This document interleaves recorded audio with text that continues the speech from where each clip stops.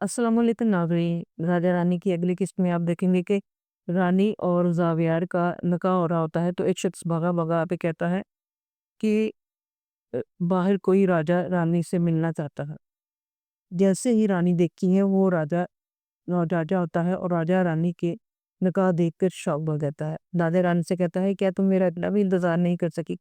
रानी रहती है, मैं और कितना इंतज़ार करती, जाके शादी के दरबार पे देख शादी के दरबार पर दियों से तू जब जहाँ मैंने रो रो के अपने आप मेरे जहाँ पे रो रो के मेरे आंसू भी सूख दे, पर तू नहीं आया। तू एक मैसेज कर देता है, कोई तो राब्ता रखता, ताकि मैं अगर मुझे ज़रा भी एहसास पता होता कि तूने आना है, तो मैं कभी भी ज़ावियार से निकाह ना करती। ये मेरी मजबूरी थी कि मैंने उससे निकाह किया, क्योंकि अम्मा मुझे बहुत ज़्यादा प्रेशराइज़ कर रही थी कि ज़्यादा अब कभी नहीं आएगा। और एक उस इसके बाद ज़ावियार की भी ज़िंदगी बहुत ज़्यादा ख़तरे में थी। ज़ावियार के ख़ानदान के हम पे बहुत ज़्यादा एहसानात हैं। अगर मैं तुम्हारे सामने खड़ी हूँ, तो ज़ावियार के ख़ानदान और ज़ावियार की वजह से खड़ी हूँ। उस इसलिए मुझे उससे निकाह करना पड़ा। तो जिस पर राजा कहता है कि इस निकाह की कोई अहमियत नहीं है, तू छोड़ दे उसको और मेरे पास आ जा।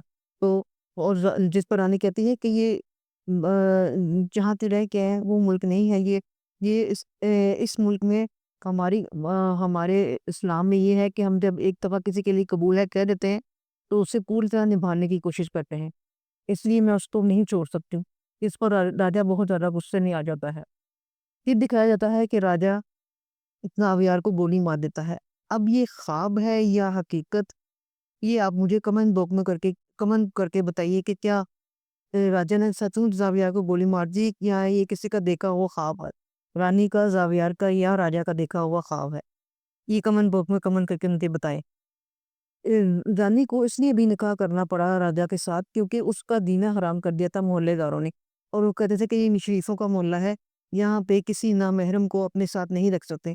रानी ने मजबूर होकर राजा से निकाह की हामी भरी। अब जब ये कि जुनैद को पता लगती है, क्योंकि जुनैद ने शराफत नामी बंदे को पैसे दिए होते हैं कि इन लोगों का जीना हराम करो, ताकि ये यहाँ से उनको यहाँ से निकलना पड़े। वो शराफ़त जो इंसान होता है, वो बहुत ज़्यादा लालची होता है। वो उस पैसे लेके जुनैद से यही काम करता है। जब शराफ़त को ये पता लगता है कि उस रानी ने और ज़ावियार ने आपस में निकाह कर लिया है, तो वो जुनैद को फ़ोन करके ये खबर देता है और बड़ा शॉक्ड हो जाता है कि मैं इतना हैरान हूँ कि उसने एक साईं के साथ निकाह कर लिया। ये कहता है, मैं कुछ नहीं जानता, तुमने पैसे लिए हैं और अब इसका हल भी तुम्हें ही करना पड़ेगा। जिस पर वो इंसान जो शराफ़त नामी इंसान है, काम तो उसके सारे शगानों वाले हैं, नाम उसका शराफ़त रखा हुआ ड्रामे। तो वो कहता है कि मैं पूरी कोशिश करूँगा और ऐसे पॉइंट लेकर बाहर आऊँगा कि इन दोनों का निकाह टूट जाए और ये साथ बिल्कुल इकट्ठे ना रहें। मुझे लगता है कि ये आगे जाके बहुत ज़्यादा मुश्किल क्रिएट करेगा, जानबूझ के इन लोगों पे हमला करवाएगा और जुनैद भी उन पर हमला करवाने की कोशिश करेगा, ताकि ये इन दोनों को ये दोनों इकट्ठे ना रह सके, अलग हो जाए और ज़ावियार जुनैद को मिल जाए और जुनैद उसको घर में रख के तशद्दुद करे, उसे मारे-पीटे कि वो अब किसी को मिल ना सके।